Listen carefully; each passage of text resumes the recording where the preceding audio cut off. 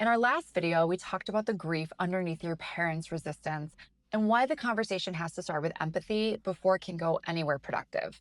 Today, we're going to get practical because empathy alone doesn't give you the words. And when you're in the moment across the kitchen table from your parents and they say something that shuts the conversation down, you need to know what to say next. Hi, I'm Michael Catherine with the Homebodies team at Keller Williams Realty in Rochester, New York. And today, we are walking through 6 of the most common objections adult children hear from their aging parents. And we want to give you real, honest language to respond to each one. Objection 1, I'm fine. I don't need help. This is the most common one.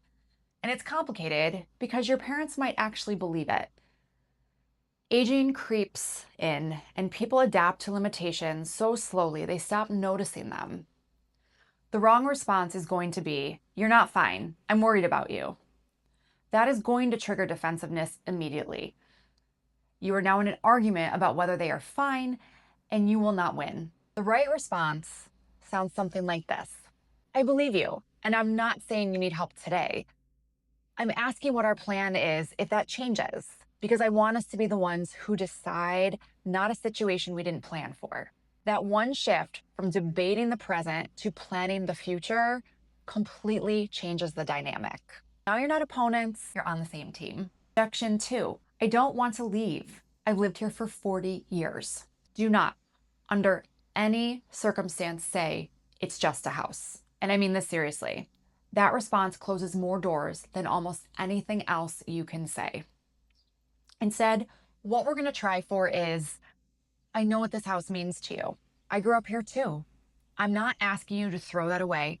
I'm asking if we can talk about what matters most to you in your daily life and whether there's a version of the future that protects those things, even if it's in a different place. Then stop talking. Ask them what they love about where they live, what matters to them about their routine, their neighborhood, their space.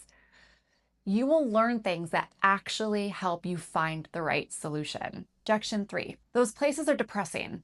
This one is based on a real image, just an outdated one. The nursing homes of 30 years ago were institutional and bleak. Today's independent and assisted living communities are genuinely different. The response here is simple. I hear you, and honestly, the places I've been looking at don't look like that. Not what either of us would picture.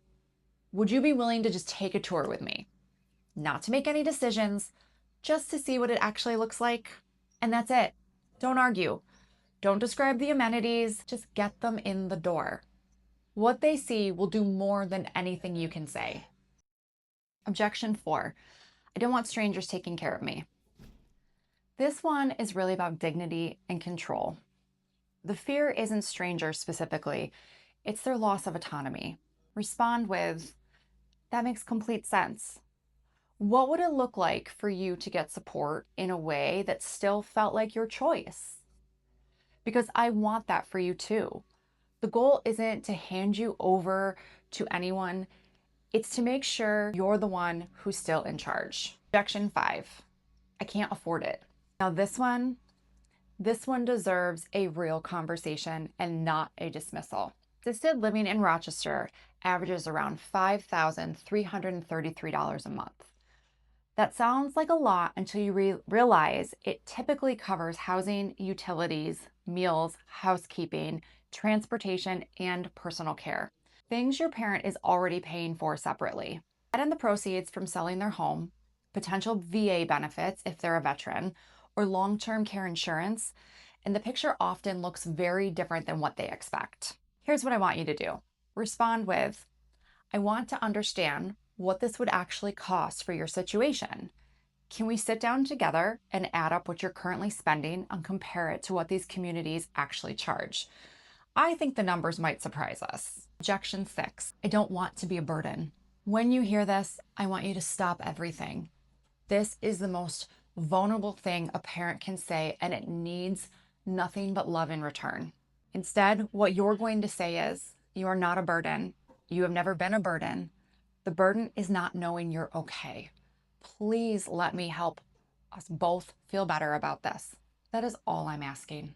In video 3, we're talking about something most families don't find out until it's too late, the waitlist problem, and why in Rochester the time to start this process is right now, not when the crisis hits. Subscribe so you don't miss it, and share this video with someone who's in the middle of this conversation with their own family.